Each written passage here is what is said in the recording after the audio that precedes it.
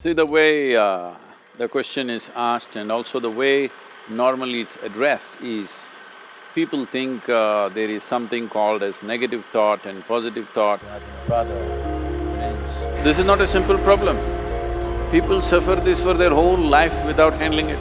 Why are we structuring our lives like this? To always end up in the right place in your life. Unknowingly, their cup will turn around. If you're a nutcase, you may be carrying a screwdriver or… At 21 years of age, something very fundamental changes in the system. Because of the karmic memory, you have… In any spiritual tradition, always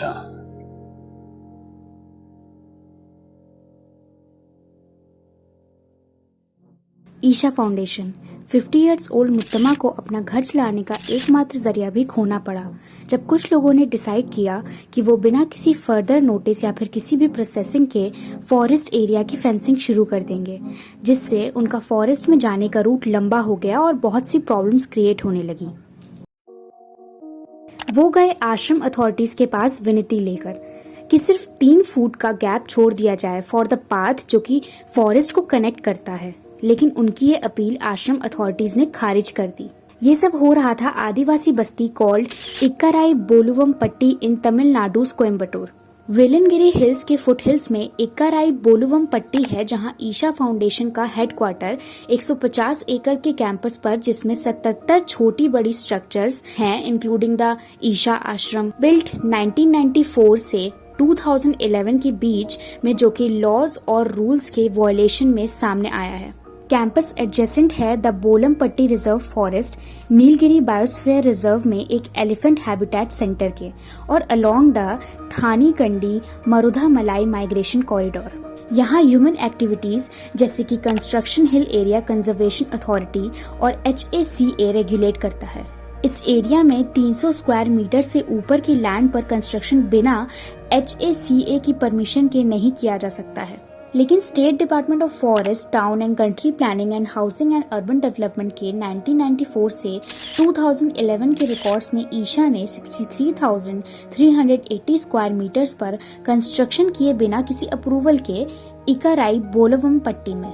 Vasudev और उनकी foundation ने कहा है कि उन्होंने 32,855 square metres पर construction करने की परमिशन लोकल पंचायत से ली थी, लेकिन रूरल बॉडी को HACA के अंडर एरियाज में कंस्ट्रक्शन ऑथराइज करने की पावर नहीं है। ईशा ने HACA में अप्लाई किया इन 2011 अप्रूवल के लिए, लेकिन काफी स्ट्रक्चर्स बनाने के बाद जुलाई 2011 एक फॉरेस्ट डिपार्टमेंट डॉक्यूमेंट शोज कि ईशा ने HACA को अपील किया to approve illegal construction on 63,380 square metres और नया कंस्ट्रक्शन ऑन 28,582.52 स्क्वायर मीटर्स। ये एप्लीकेशन लेकर कोयम्बटूर के फॉरेस्ट ऑफिसर ने 2012 में ईशा आश्रम विजिट किया।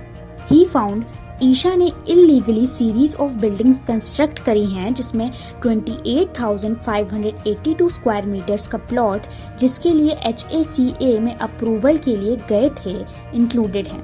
ईशा के इतने सारे कंस्ट्रक्शन और उससे बढ़े विजिटर्स रश ने एलिफेंट कॉरिडोर को ऑब्स्ट्रक्ट किया है, जो कि मैन एनिमल कन्फ्लिक्ट भी क्रिएट कर रहा था। इस सब के कारण HACA ने उनको अप्रूवल डिनाई कर दिया। उसी साल अक्टूबर में ईशा ने अपना एप्लीकेशन वापस ले लिया अमेंडमेंट्स करने के लिए, और 2014 तक दोबारा से एप्लीकेशन फाइल नहीं किया। सिंस ईशा ने इस लैंड पर इलीगली बिल्डिंग्स, वॉल्स और इलेक्ट्रिक फेंसेस इरेक्ट किए, एलिफेंट्स को फोर्सफुली दूसरे पाथ से इमर्ज कराया गया फॉरेस्ट में, resulting in trampling of crops and attacking villagers. Isha ने 33 स्ट्रक्चर्स मार्क किए हैं एट इक्काराई बोलुवम पट्टी कैंपस अंडर रिलीजियस यूज।